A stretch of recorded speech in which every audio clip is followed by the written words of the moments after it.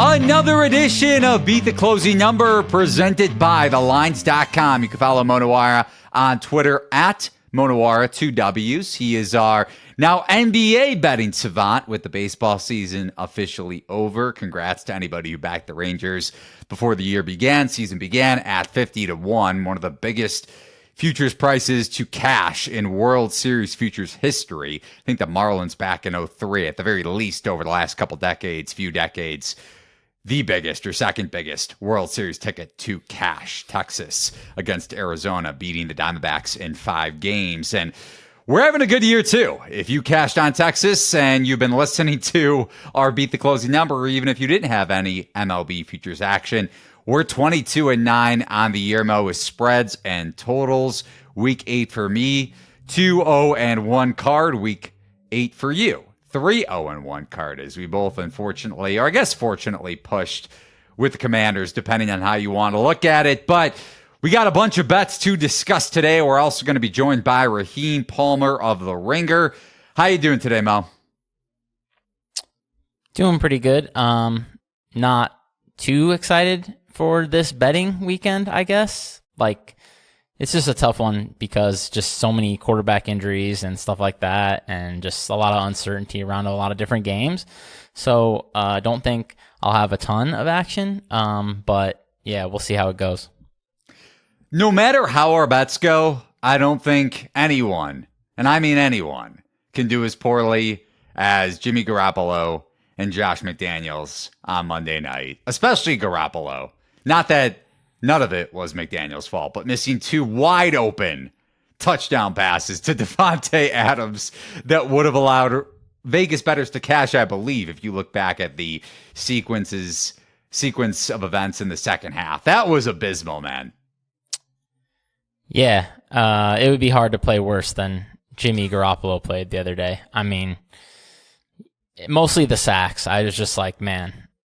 I mean, there's missed throws. That's like, it happens, I guess, but I just cannot even fathom some of the sacks he took. 4th down. I mean, just throw the ball anywhere. Throw a 50-50 ball. Like, what is this? You cannot be taking sacks. I mean, if there's a free rusher, somebody just whoops somebody on the line. That's not what was happening. Like, he had multiple seconds in these pockets. Throw a arm punt. Who cares? Get the ball downfield, take a shot, as you said. So we have 3 or 4 bets to discuss before Raheem joins the show to break down the biggest games on the slate. Also talk a little NBA betting. As I mentioned, Mo is a big pro basketball handicapper. If you check out thelines.com, I got my college basketball futures piece officially up on the site too. So basketball season on a couple different fronts.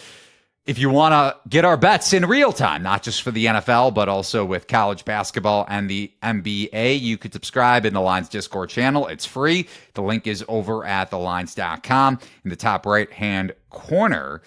And not just for Mo and I, but our staff members, our bosses, Steven Andres, Brett Colson. We were getting into an argument earlier this morning on Chargers Jets. So a lot of fun discussion going on in the Lines Discord channel. And remember to give the video a thumbs up and ring the bell to get notifications whenever the Lines releases a new sports betting video on any market, including the NFL, NBA, college football. Brett Gibbons and Kelly Ford do a fantastic job in that particular market. So, Mo, if any of our listeners and viewers, if you're checking us out on Apple, Spotify, wherever you find your favorite podcast, have not signed up with BetMGM Sportsbook, remember to do so before you place any Week 9 action. First-time users get a bonus code of up to $1,500 back in bonus bets using promo code THELINES. That's one word, the lines, if your first bet loses. Remember that bonus bets are not equivalent to real money.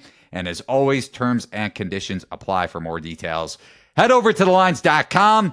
Mo, we are plugging our noses. We are on the same page with the first game we're going to discuss here on Beat the Closing Number. Patriots down to a 3-point home favorite, as this line was up to 3.5 after the Commanders traded Montez Sweat and Chase Young away, albeit juiced, but still 3.5 pretty much across the board. Total of 40. I want to discuss the angle for the total in a moment. Not that I'm betting it, but just a little perspective on it. So, as I alluded to, we saw this spread dip down to 3 minus 110 across the board on Thursday morning if you're checking us out on the audio-only version of the podcast. Friday morning, maybe the spread will be a little bit different. But at least when we're recording this, it's 3 -110 both ways at every single sportsbook.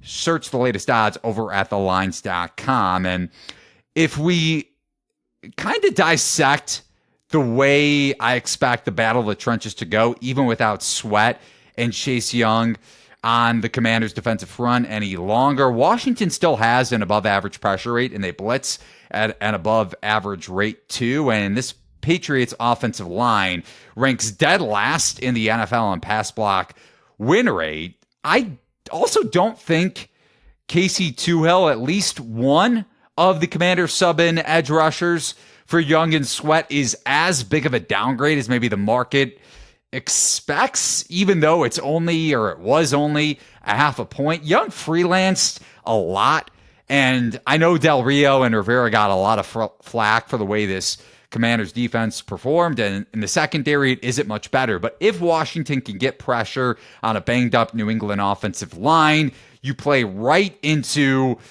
the positive game script, at least on the defensive side of the ball, because Mac Jones ranks 25th among qualified quarterbacks in completion percentage under pressure. And on the other side, we discussed this a lot on Beat the Closing Number throughout the season, Mo, with Belichick historically and along with the season, his defenses have performed so well at taking away the opponent's number one receiver. And in fact, this year they ranked number one in DVOA against the opponent's number one receivers. But Patriots corners, even with J.C. Jackson back in the fold, and he actually is the 4th lowest coverage grade among all cornerbacks this season, qualified corners. Pat's corners are still pretty vulnerable. I believe none of them have, maybe one, have an above average cornerback grade this year. But other than that, it's a pretty exploitable secondary other than the safeties. Safeties have actually played pretty well this year. But I expect Howell to be able to perform well yet again. We saw him pick apart that Eagles secondary last week. James Bradbury and Darius Slay, which I'll get to later on in the show, have underperformed expectations and then some. So if Howell and especially the Commanders' offensive line is able to protect Howell like they did last week against a pretty stellar Eagles defensive front, I think Howell's able to have success against Belichick's zone coverage. And mind you, Howell has performed best against zone, just juxtaposed to his performances against man-to-man defenses. So with this line, even at 3, I prefer the 3 and the hook on Washington, even if you could find a juiced one. That's what I bet, -115, Commanders +3.5. But I have these teams pretty much essentially dead even in my power rating, so I think the hook is pretty big, but maybe a smaller bet for me on Commanders +3, -110. Mo, what say you for this game? Yeah, that would be unfortunate if all the 3.5s were gone. They were there was a lot of juice 3.5 this morning when I was looking over stuff.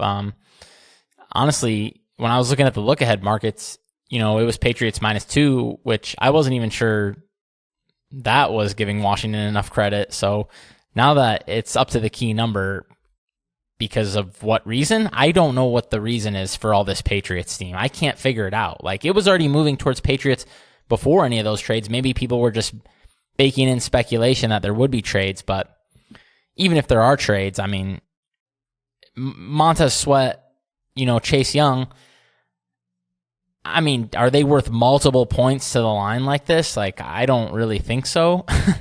I mean, it's not like these guys are out here just absolutely wreaking havoc on opposing offense. This isn't like Aaron Donald and Chris Jones, right, single-handedly just sinking your offense with pressure every play. I mean, Washington has a mediocre pressure rate. They have a mediocre adjusted sack rate. Like, I don't really see what the massive deal is. I mean, yeah, these are good players, but at the same time, like you said, the Patriots, they have a banged up offensive line in their own right. And then look at the weapons they're starting, man. I mean, with Kendrick Bourne going out, something called DeMario is in the starting lineup along with... He's been good, to be fair. I will say O'Brien's put him in really good spots spots, and he's really quick off the line against a Commander secondary that's vulnerable too. Not that I'm disagreeing with your take. No Bourne is big, considering he's been Jones's favorite target at least over the last 3 or 4 weeks. Jalen Reagor might be starting. He's on like his 4th team in 3 years or whatever we're sitting at here. I mean, this is just 2 bad teams, but Washington has a much better passing offense, and they're getting 3 points. So I don't know, just make it make sense, because it doesn't make any sense to me. I mean, the Patriots also so Washington's secondary has really stunk so far. Emmanuel Forbes is getting absolutely wrecked week after week. So bad. I mean, I feel bad for the guy. He needs to gain about 25 pounds probably. But who's taking advantage of that for the Patriots? I mean, Washington still has a strong run D. I mean, maybe some of that is because, Montez Sweat and Chase Young are helping set the edges. Yeah, I mean, maybe it will fall off a little bit, but Sweat especially. Yeah, when I don't see an advantage at all, and in fact I see a negative advantage for the Washington has better. They probably have a better quarterback and definitely better weapons. I mean, this is just a better offense. So I don't know, man. I can't make sense of this market move towards the Patriots. So I'm happy to buy Washington at 3.5. Obviously, like you said, I'd prefer 3.5, but if I can't get it, I still think 3 is fine.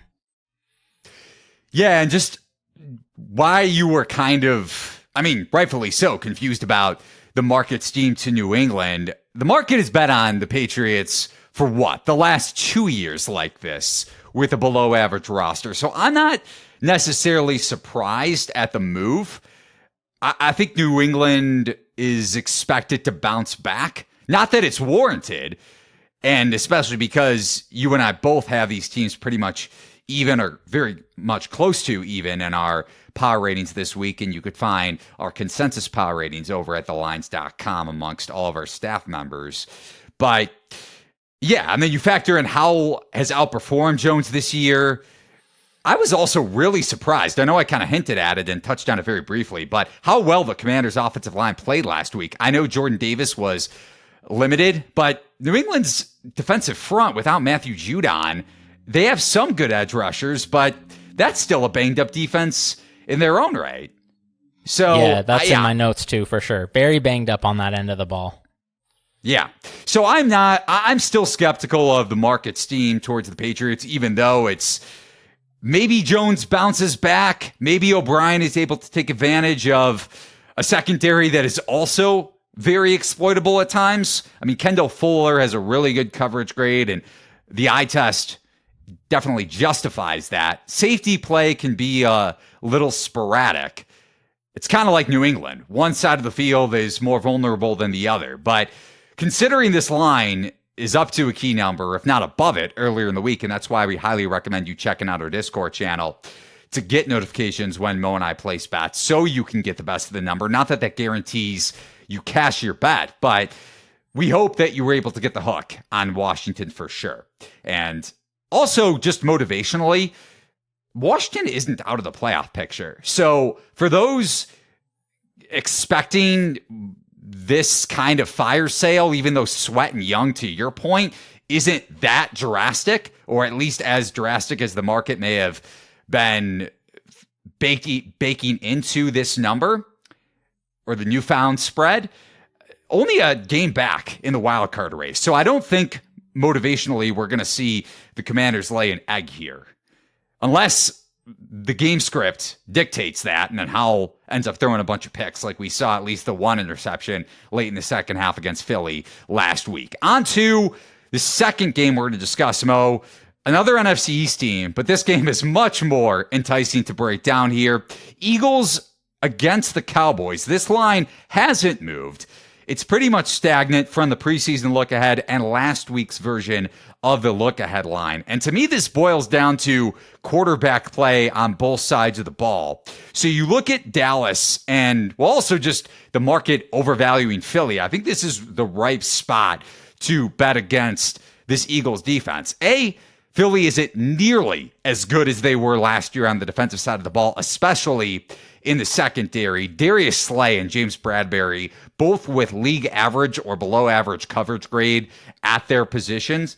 And as I mentioned, Howell was able to pick apart this Eagles secondary last week, especially Nakobe Dean. That was a factor that we didn't discuss when we briefly hit on the Eagles Commanders game on our Monday edition of Beat the Closing Number. Dean was really exploited in coverage along with the Eagles cornerback. Safety group is definitely upgraded after getting Byard from Tennessee, but corners and at linebacker, both of those positional groups can be had in coverage. And Prescott with a top 10 adjusted EPA per dropback among qualified QBs and dropback success rate this season. So I think he's able to continue that trend of dissecting this Eagles defense. An Eagles defense that has also had the benefit of a pretty favorable schedule to begin the season, at least over the first 8 weeks.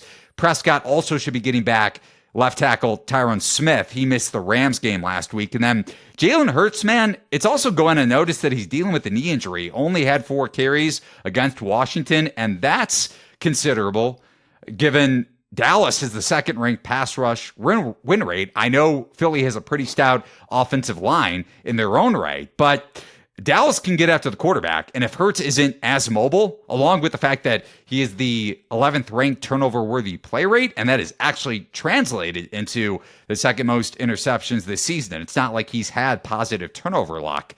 So Dallas' secondary, even without Trayvon Diggs, they've been able to take advantage of quarterbacks that haven't necessarily been able to avoid those turnovers this season.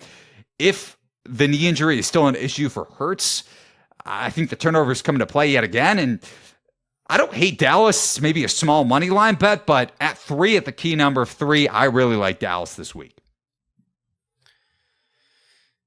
Initially, I kind of like the Eagles when I looked at this line, actually. But the more I've been looking at it, the more it just feels like 3 is the right number. So I think I'm just off this one. But yeah, I'm with you on a lot of your points for sure. Still definitely suspicious of Jalen Hurts. Have not been that impressed with him. I mean, the big plays have been there at times for sure. At times, honestly, pretty consistently, I should say, on the big plays. But especially last week. Yeah, I mean, how much of that is, A.J. Brown and how much of that is Hurts? Like, it definitely looks like it's more A.J. Brown. I mean, yeah. And I don't know why this secondary isn't better. Maybe it's just normal aging at this point. I mean, like you said, Slay, Bradbury, both of those guys are getting a little longer in the tooth, I think. So maybe they're just not the elite performers they were, 2 years ago. And on the other end, you have a Dallas secondary that's honestly been balling. I've been impressed with Deron Bland, Jordan Lewis. These guys are playing very well. So it's just hard to trust Dallas because we just have watched it for years. When push comes to shove and somebody punches them in the mouth, Dak and this offense keep crumbling in every big spot they're in pretty much. So I think it's just probably a fair line, but I definitely would understand why somebody would want to bet Dallas. We saw it on Sunday Night Football. In week 4 against San Francisco. 49ers ran all over that Dallas run D. And to be fair, Cowboys run defense has been vulnerable this year. And that will be an issue if the Eagles can generate a positive game script, which they definitely have the capability of doing on the ground, even if Hurts isn't as mobile as he was for the last year and a half with that knee injury. We'll see if that's more intuition on my part rather than what happens in terms of his performance level and ability to get outside the pocket and make plays with his legs.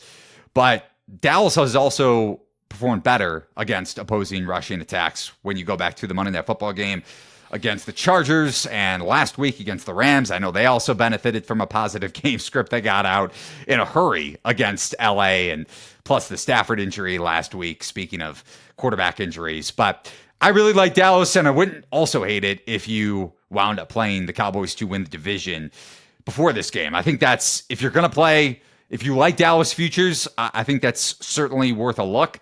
Plus 200 is the best price you could find. I got plus 190, plus 195 before the year began. So only a game and a half back with the Eagles about to face a gauntlet of a schedule coming up. We discussed that last week, even on Beat the Closing Number. So Mo, I want to wrap it up here before we get to our guest, Raheem Palmer, with Bengals and Bills. This line has been all over the place because it got steamed up to Cincinnati -3.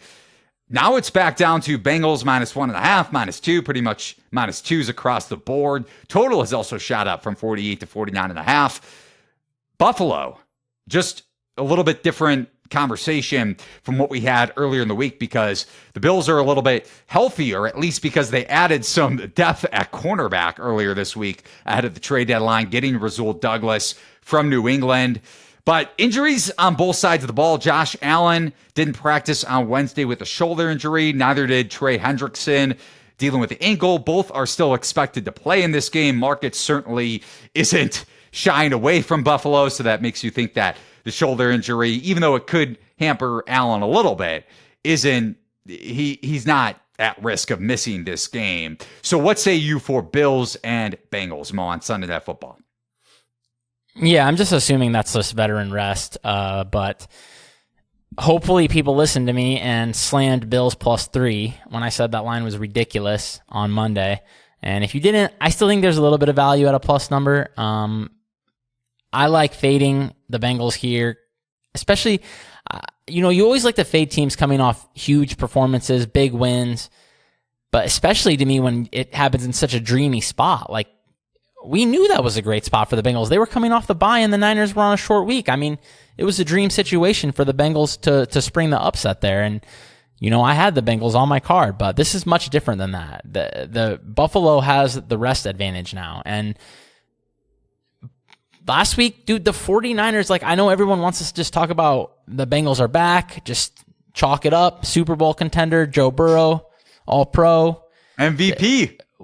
I mean, maybe, but what about the fact that the 49ers still led the NFL in yards per play? Joe Burrow ain't playing defense. I mean, Cincinnati still hasn't proven they can stop anybody. And they're facing Josh Allen, Stephon Diggs, and Dalton Kincaid coming in with extra rest here. So I mean, once you just allow 8.2 yards per play to the 49ers, I'm not going to sit here and just anoint you a Super Bowl contender until you show me you can stop somebody. And I know Buffalo defense isn't looking amazing, but we know these guys, they can still get after the quarterback, and they're going to get after the quarterback here because Cincinnati has a very one-dimensional offense. Their running game is below average.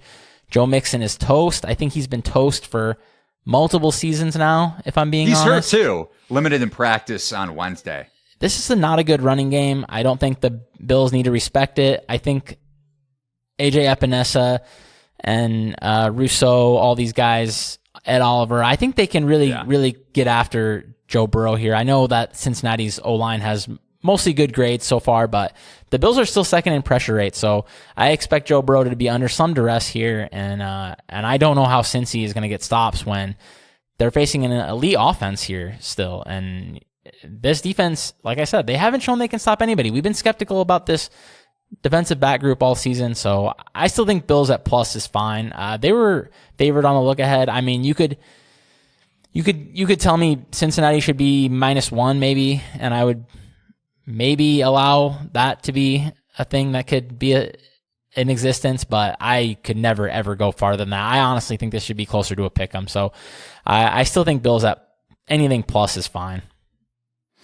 Bengals tied, or actually not tied, have their own ranking with the fourth worst pass block win rate across the NFL. Now, granted, some of that is a product of Burrow's immobility to begin the season ahead of last week, just because of Cincinnati coming off the bye and Burrow's calf looking much healthier. And also, I will say, Bengals run game should perform a little bit above expectation, at least juxtaposed to what we've seen so far, just because we saw the Bengals run game open up last week, and you can call that a one-game sample size, but Burrow under center definitely opens things up for Cincinnati's offense overall. But I will say, to your point, Bengals offensive line, even though they have above average grades, maybe collectively. Orlando Brown limited in practice. So injuries in a lot of different spots. We'll see how Hendrickson's ankle responds throughout the week.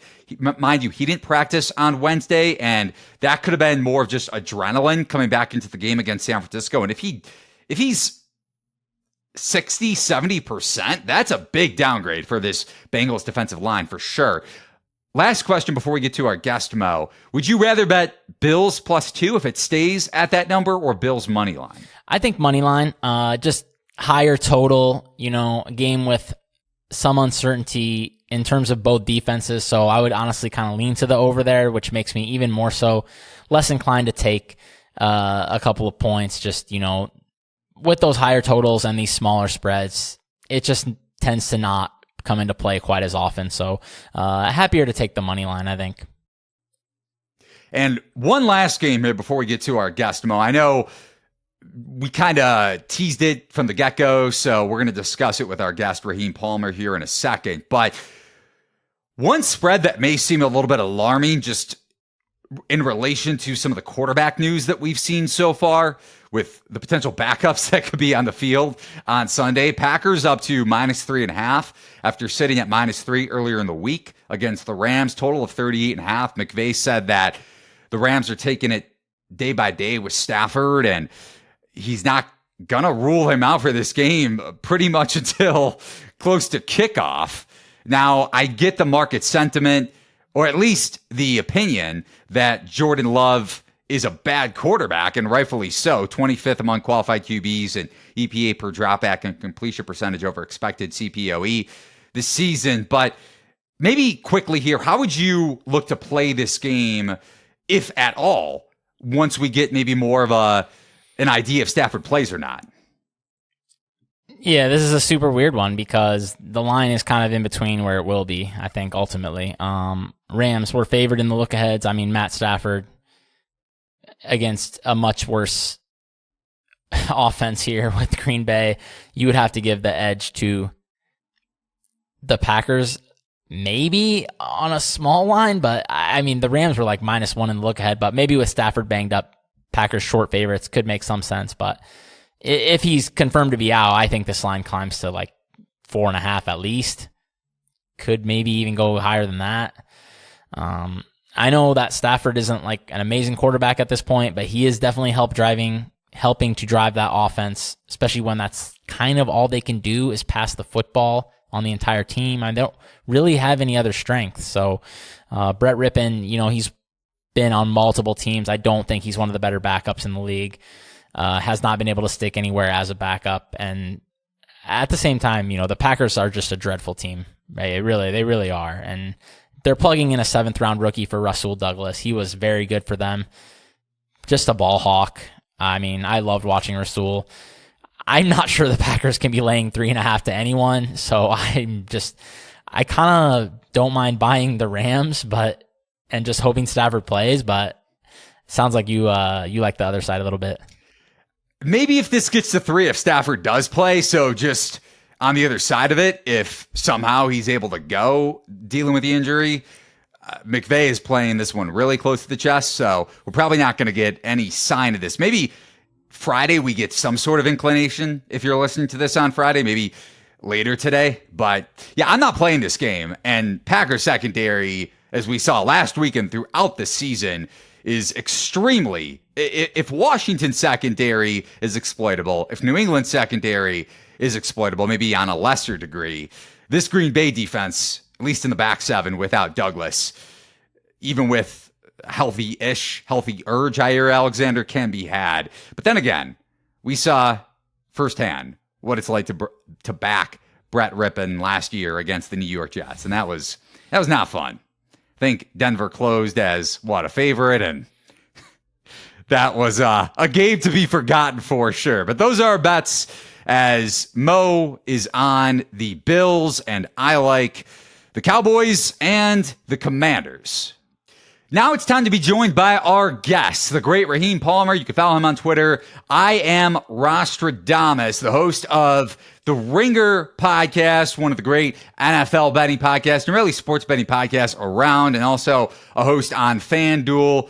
TV. He's been betting for a long time. We'll talk about the different handicapping strategies that he goes about, not only with the NFL, but also with the NBA. How's it going today, Raheem? I'm good, man. We're full swing at NBA. MLB is finally over. I'm kind of glad that's over. Just because it was getting overwhelming. I mean, you got 4 sports on one day at some point. So, I'm just getting into the swing of NBA, trying to master NFL, hoping to make some money. Yeah, well, this isn't a good week to be that confident, I don't think, but we'll see what you think because obviously it's definitely not a good week. Yeah, like a lot of games that just have a lot of quarterback injuries / backups / even we don't know. 1 minute there's a tweet that Deshaun's probably going to play. The next minute there's a tweet that Deshaun Watson doesn't know if he'll play. So how are you looking at all these quarterback injury spots? Are you mostly staying away? Because that's kind of how I think Eli and I are feeling. But yeah, we wanted to see what you thought. So I'm mostly staying away. I know there's going to be sharp money on the Minnesota Vikings with Jaron Hall, just because you're expecting a Falcons team with, just the late margin. I just think that's not a good spot for them. They're a team that you want to take as, under a field goal as a favorite or as underdogs. Asking them to lay 4.5 is not really a good proposition. So I imagine it's going to be sharps on the Vikings. But I don't really want any parts of that. Now, when it comes to the Arizona Cardinals and the Cleveland Browns, what do you do with Clayton Tune? I have no idea what you do. Like, I've never seen him play football. I don't know anything about him. What did he play at Houston?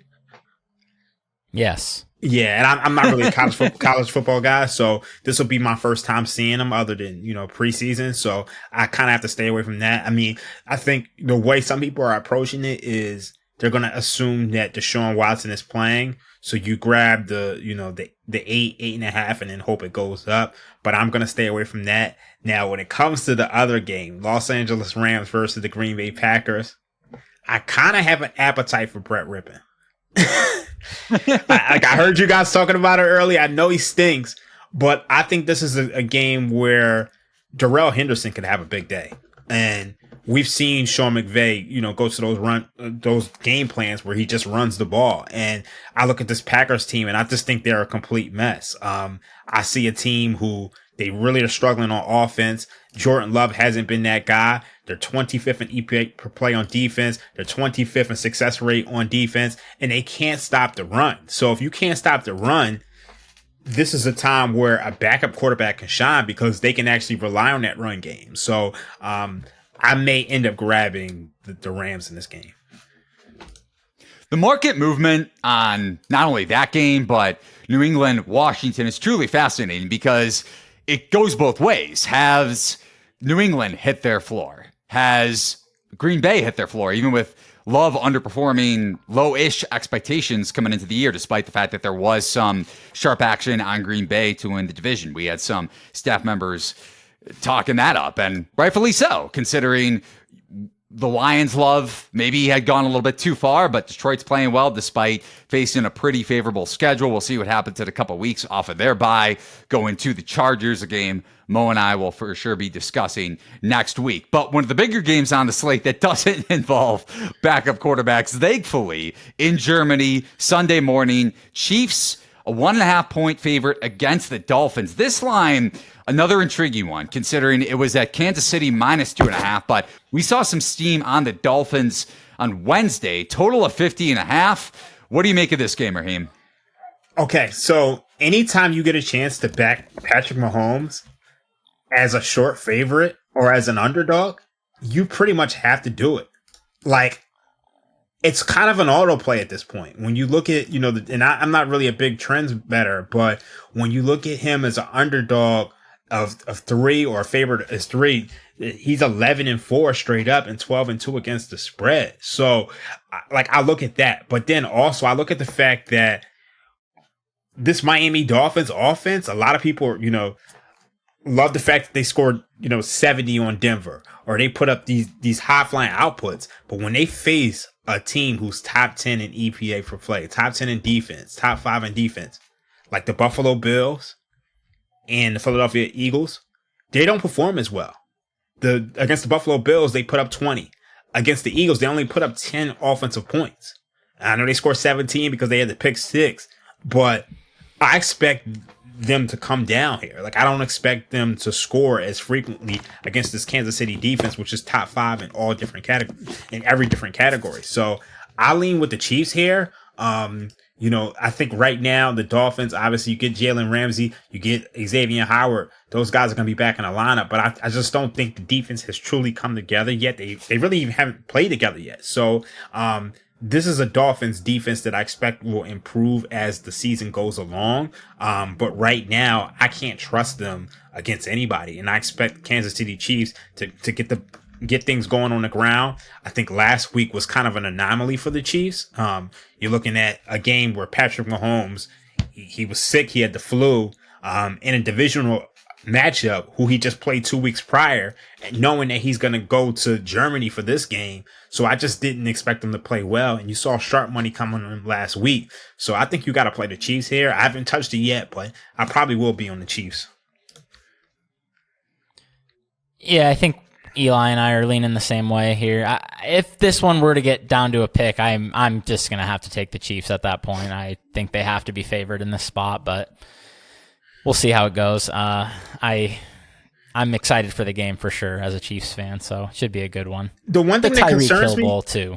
There's a little concern, and there's no real way to quantify this, but you look at the fact that Miami actually left for Germany on Monday or Sunday. They're already there, and the Chiefs are going to be coming in, I think, tomorrow. That's a concern for me because we've seen, that caused teams some issues, but I don't know how to quantify that. And that has to be the market steam. Not that's all of it. I know you mentioned that Howard's back, and I mean, that's a big upgrade in the defensive backfield considering you got Ramsey back last week too, and what Miami was putting out there in their secondary to begin the season after Ramsey suffered the ACL injury in training camp or in August. So, but the market steam has to be, maybe it's not all translated to the travel advantage that the Dolphins are going to have, but we saw that with Baltimore against Tennessee earlier in the year. I know we all favored the Ravens considering they left earlier in the week. How much do you take that into account, Raheem, when it comes to these international games? I think I took it into account a lot when it came to the Ravens, just because I knew that the Ravens, I think the previous time in which they played overseas, they lost to the Jaguars 44-7. And I know that they spent all, summer trying to put together an optimal plan to make sure that they were prepared for this game. So I kind of knew, along with the Ravens being a superior team, that this was a spot that they were going to take seriously. I think people are weighing it less because it's the Chiefs and it's Andy Reid and it's Patrick Mahomes. And you kind of look at them almost as if they're doing it, it doesn't matter. So, I think that is one thing that's kind of scaring me off. I also think, Miami, as I said earlier, they struggled when they step up in competition, but I think at some point they're going to make their mark. And it could be here. So that is the one thing that's kind of bringing me pause. Yeah, Eli, I was going to bring up the Baltimore spot as well. It definitely seemed like it helped them out. So anyways, moving on to regular games now from the regular Sunday slate. We were going to check in how you felt about this Texans-Bucks. It seemed like there was some Texans action the last couple of days because I think it was Texans -2, 2.5, and I was seeing some Bucks +3s this morning. So what do you make of that one with a spot where the Bucks are coming in with extra rest and the Texans just had one of the worst losses of the season probably? So I took the Texans -2.5. I think this is a good buy low spot for the Texans. I know the look ahead line on this game was Texans -1 on the preseason line. I think the adjustment is warranted. When I look at their losses against the Panthers and the Falcons, they had 2 losses by a combined 4 points.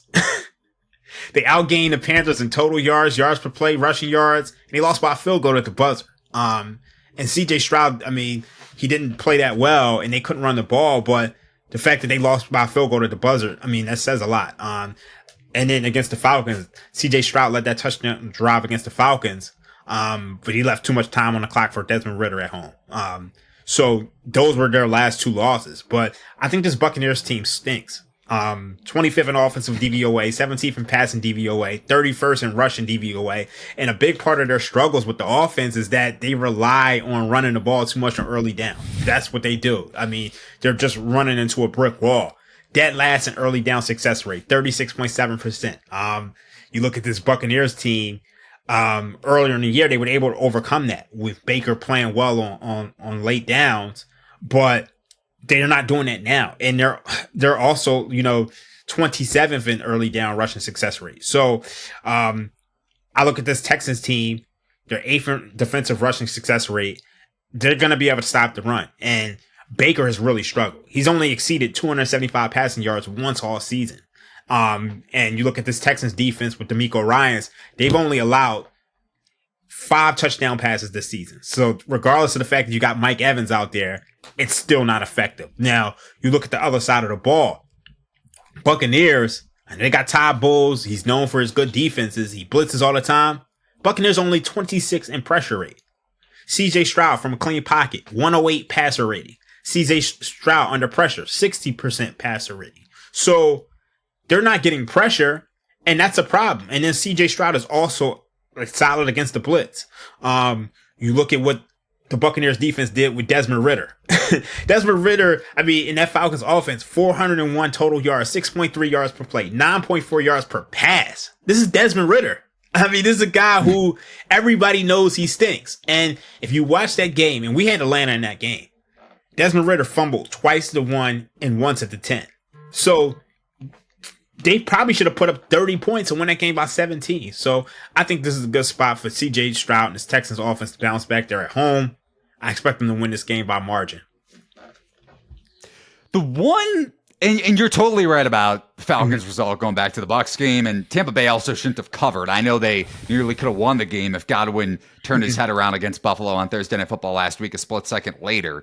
But Panthers were able to exploit that Texans secondary last week to the degree that Bryce Young can at this stage of his career. Now, granted, the Panthers had essentially 2 weeks to prepare for that game. They made the shift at offensive coordinator. Young did look a lot more competent, but you mentioned inopportunities inside the 10-yard line for Atlanta going back to the Tampa Bay game. Carolina also didn't score in a goal-to-go situation. I know they were +1 in the turnover department, and they got a field goal out of that to begin the second half. But Carolina also could have won that game last week by maybe more than a possession, and maybe the game doesn't come down to the wire. I'm not saying that the handicap, especially with this Tampa Bay defense that can't generate pressure, and that's what Carolina could do to an extent last week and have been able to do. And that's maybe Stroud's biggest kryptonite so far in his young career. But I'm still a little bit skeptical of Houston's pass D, even though they faced an above-average schedule so far. That's totally fair. And I think if there's a spot where, Houston lets up some points, it's definitely here. I just think Baker is just not that guy at all. And then even when, even if they're moving the ball, this Buccaneers offense is 28th in red zone turnover, touchdown percentage. So we're likely to get a similar result than what we saw with the Packers last week because they're not converting those red zone trips into touchdowns. So, I think this is a fade of Baker, but also, me trusting CJ Stroud, me trusting DeMeco Ryans. I just think there's a mismatch at quarterback and there's a mismatch in terms of coaching. And I got to trust that. Yeah, I would tend to agree. Even though I have a hard time getting to 3 on this one, to be honest. But man, yeah, huge coaching advantage for sure. Bowles I think he might be the worst coach in the NFL. But I'm impressed with DeMeco so far. But yeah, switching gears to maybe the biggest game of the week. I don't know. Chiefs, Dolphins. There's a few big ones. Eagles. Come on, Cowboys. Man. These are big, but I don't know. Isn't everyone most excited about Bengals, Bills? I don't know. It's in prime time. It's 2 teams people thought were going to be in the Super Bowl hunt. I've been very vocal with my Bills love this week. I think Eli definitely was backing me up when the Bills were at 3. Now he's probably not as excited, but how do you feel about this one? This is rough. And the reason, I think the side is really rough just because I see a game where I see sharp money on both sides. I see sharps come out and take the Cincinnati Bengals at -1.5. I see it go to 3, and then I see it come back to 2. So to me, that says this is like kind of a 50-50 wager. And you're just hoping to get the best of the number. I think this current number, I would play the Bengals. The biggest thing is that the Bengals have carved this defense up, even when the Buffalo Bills had a defense, and now they don't. They lose Tre'Davious White, they lose Daquan Jones, they lose Matt Milano. All those guys are hurt, and the Bills were down to 24th in success rate, 21st in dropback EPA per play. So I'm expecting Joe Burrow and Jamar Chase to go off. And like I know they trade for Rasul Douglas, but I don't think that's going to, make that much of an impact to totally fix this defense, especially when you look at the Bengals put up 27 points in a playoff game in the snow last year. Now, where I think the edge is on the total. It's up to 49.5. I believe it opened 46. I gave this out on Monday. This is a dead nuts over. You look at both of these games that these teams played last year, the total was 48.5 in a playoff game in the snow.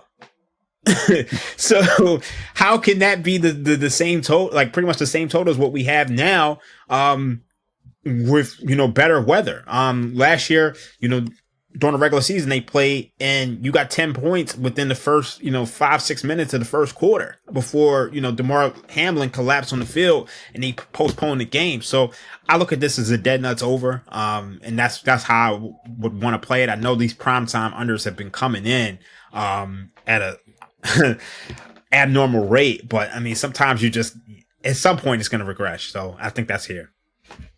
And I know quickly before Mo gets and transitions us over to the NBA, you look back at that Bengals-Bills game last year from the playoffs, and I know the total did go under, even though it closed, Raheem, you said 48.5. But Bills also got a field goal in the red zone when, you get a touchdown there, maybe the script flips a little bit, and Buffalo's offense picks up in the second half. So I'm with you. And I think the market certainly is with you too, as you said. You were able to get hopefully a lot of closing value on this total, and hopefully it's not for naught, as we've seen red zone offense. Speaking of Buffalo's red zone inefficiency in the playoff game, we've seen red zone inefficiency throughout the regular season, not just with either of these teams. So, but Mo, go ahead with the NBA. Before we go, one thing I want to add is that in that postseason game, Josh Allen was coming into it hurt. We all know, since Thanksgiving, he was not the same quarterback. And, even, when you look at this Bengals defense, they're 18th in EPA per play, 26 in success rate, 26 in dropback success rate. And this feels like a huge step up in competition. They gave up 20 points to Josh Dobbs in the Cardinals, 27 to the Titans, 24 to the Browns, and 27 to the Ravens. So, a lot of people may look at, how they performed against the 49ers, with Brock Purdy. And really Brock Purdy kind of left some meat on the bone. He had the interception and he had 2 interceptions in the red zone. Even the Bengals left meat on the bone. They fumbled at the 3-yard line and missed the field goal. So I think there can be a lot of points here. I would tend to lean that way as well. I think Eli and I both have been very skeptical of this Bengals defense this entire season. So we're with you there, I think. But yeah, talking about NBA, you have talked some NBA with us in the past. I apparently totally forgot about this, so I'm just a jerk, I guess. But you're not a jerk. I forgot about it too, man. Like, honestly, now that Eli mentioned it, I think I do remember us having you for NBA Finals, but I don't know. We do so many podcasts that I guess some of them slip my mind. But how's NBA season going for you so far? I mean, for me, I feel like I've been kind of riding Utah and Dallas. What are some of your takeaways early on, and like where are you, I guess, lower or higher than the market on some of these teams? So my totals have been crushing. I've probably lost one total all year. I can barely hit a side at this point. Like, my sides have just been horrible. I did have the Lakers last night. I gave that out, took it live, plus 290. But I gave it out like -3 or something like that on a radio show. But as far as teams, I think you could do well fading this Milwaukee Bucks team. Defensively, they're a mess. And I had the kind of sneaky suspicion that Adrian Griffin was going to be a downgrade from Mike Budenholzer, who was probably one of the most successful regular season coaches that we've ever seen in this league. And it appears so. I think they're giving up 1.21 points per possession on defense. So you can make out well fading them. Particularly, I mean, playing overs in their games. Playing the opponent's team total over.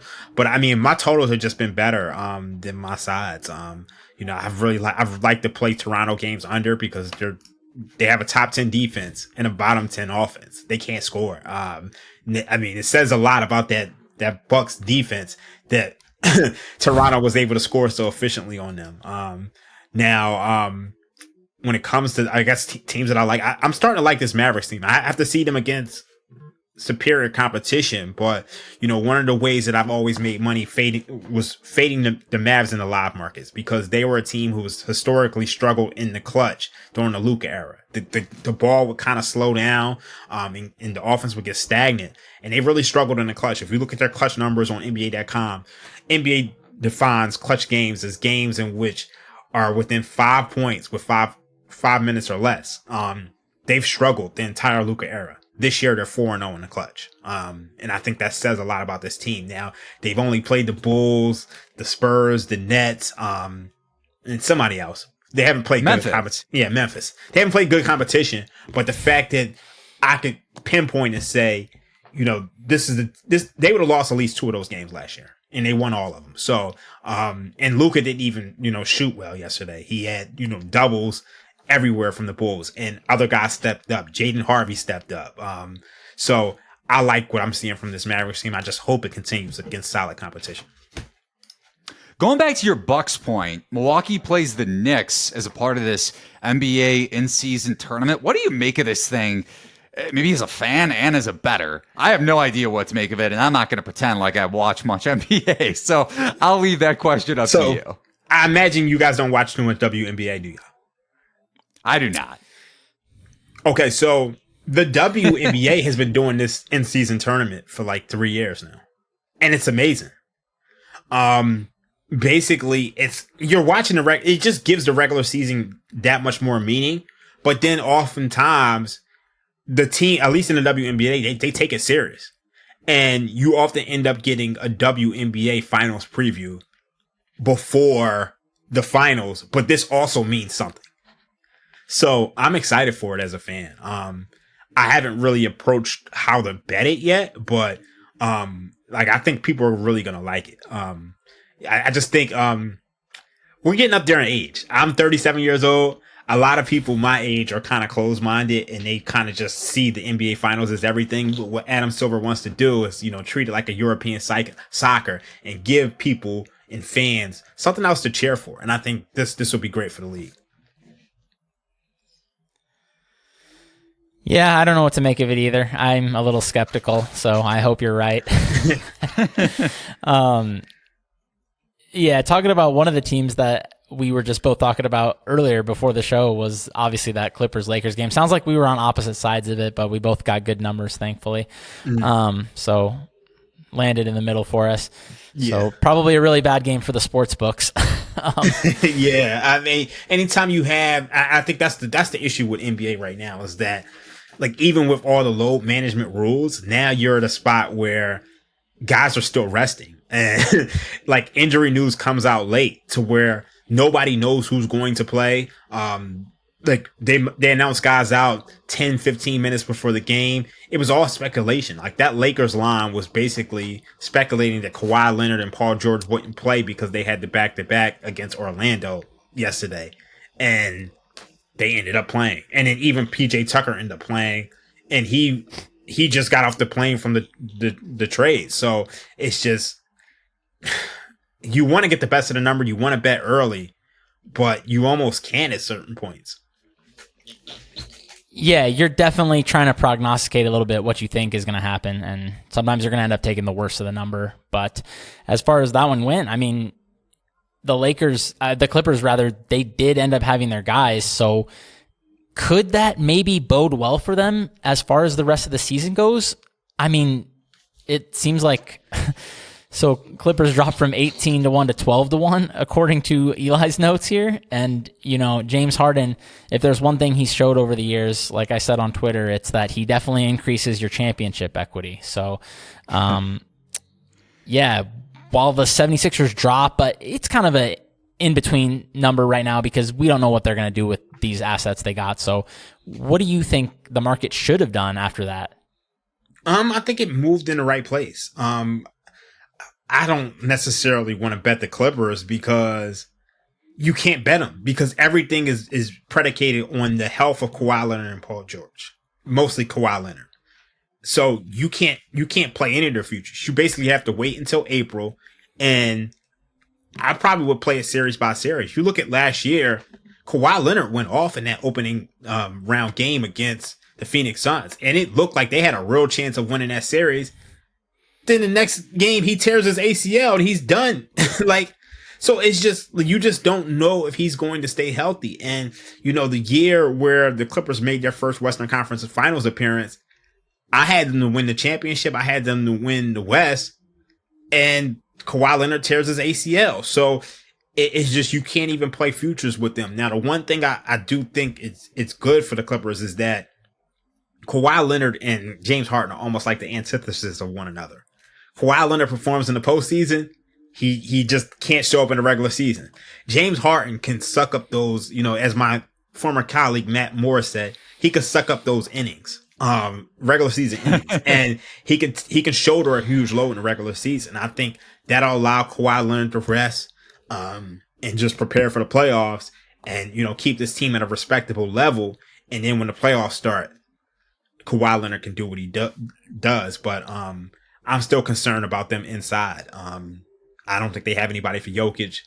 I really don't. I mean, you saw last night they really don't have anybody for Anthony Davis in any big lineup. So I'm just not buying it. They're going to win anything. Really fun NFL and NBA conversation with Raheem Palmer. You can follow him on Twitter. I am Rostradamus, the host of a bunch of different Ringers podcasts. I believe you do a Philadelphia podcast, right? Yeah, it's so crazy. I haven't done one this year. I was supposed to do the one with Hart the other day. I had to do something else. My coworker picked it up. But yeah, we do the Philly special podcast. It's a bunch of us. I mean, right now, Shill and Ben Solak, they cover the Eagles. I am not an Eagles fan. It's the only team from Philadelphia I don't like. I'm a Cowboys fan, so I'm not on any of those episodes. I do the Sixers, and I am a Phillies fan. I'm still mad we didn't go to the World Series, but it's probably for the best because the way Texas was mashing the ball, they might have beat us down too. So, but yeah, Philly special, Ringer Gambling Show, East Coast Bias, Rostradamus Show, a lot of great things. And FanDuel TV does a really good show with Cousin Sal and John Jastrzemski. John, I've known for a long time in the business. Really good guy and really fun to listen to. And Raheem has a lot of not just NFL takes, as you heard, but NBA takes. One of the best bettors I know, especially. I know we didn't get into it today, but when it comes to approaching the live betting market, a lot of different angles. And as Mo and Raheem, you seen that ticket I just sent you? The crazy ticket, right? Yeah. You can cash, man. In game at any point, at any juncture, it's truly the wild, wild west out there. I know Raheem, and what Raheem is alluding to, at least one of them was the NFL bet he made in game ahead of with 13 seconds to go. Mo was pretty happy with this result. Mo, I don't know if you bet it or not in game, but Chiefs Bills a couple of years ago in the divisional round. I was at the Kansas. game. You were at the game, so you couldn't even bet the game. Oh, you were at the game. That's crazy. Good seats too. Yeah, same corner where Travis Kelce caught the game-winning touchdown. Do they have live betting there? Yeah, I think so. No, wait, not in Missouri side. You have to be on the Kansas side. Yeah, See, not at that point. The crazy thing is, live betting in the stadium is a cheat code. That's true. Ultimate, like you're ahead of it. It's hard though. It's hard to get Wi-Fi or any hard to sort get a of good connection. Yeah. I've had some like times where I've been fortunate to get like Wi-Fi, and it's, oh my god, I feel like I'm stealing. I know you have a good story. Maybe when we have you on next time, we could talk about your experience at Bucks Nets Game 7 a few years ago. Oh yeah, that was the one. Man, that was so much fun. I know. A lot of stories that we could do with Raheem talking NBA and NFL, and we'll be sure to have him back on the Beat the Closing Number podcast. Thanks so much for joining us, Raheem. Thanks for having me. I appreciate it. You can follow him on Twitter. I am Rostradamus. You can follow Mo on Twitter at Mo Nuwwarah. You can follow me on Twitter at Eli Herskovich. Mo, any last words before we get out of here? Only that the Bills are starting to creep down to 1.5. So get those Bills plus while it lasts. All right. We're hoping Mo is on the right side there, as he said. I would have bet Buffalo +3. I didn't jump in. I hope for Mo's sake and for anybody's sake to check out Mo's bet in the Discord channel, link over at thelines.com, top right-hand corner. That's why it's definitely worthy to subscribe to our free notifications, because you want to get the best of the number when it comes to whether it's Raheem's total in the NFL with Bills Bengals. You never know with these things, man. Getting the best of the market, especially in an efficient market like the NFL, the most efficient sports betting market really that there is. I know Mo just got done handicapping Major League Baseball, and that's an efficient market in its own right. But the NFL is a beast, and you want to get the best of the number for sure. And you could find all of our bets in the Discord channel. My NFL betting column is up at thelines.com for week 9. Be sure to check that out. So for Mo and for myself, Eli Herskovich, you could head over to play.thelines.com for all of our free NFL Week 9 contests. Shot to win a bunch of Amazon gift cards. Also, if you're looking to bet any NFL Week 9 action, whether you're tailing us or not, first-time users with BetMGM Sportsbook can use bonus code THELINES to get up to $1,500 back in bonus bets if your first bet loses. That's promo code THELINES. One word, as always, terms and conditions apply. So thanks for watching and listening to another edition of Beat the Closing Number. So long, everybody.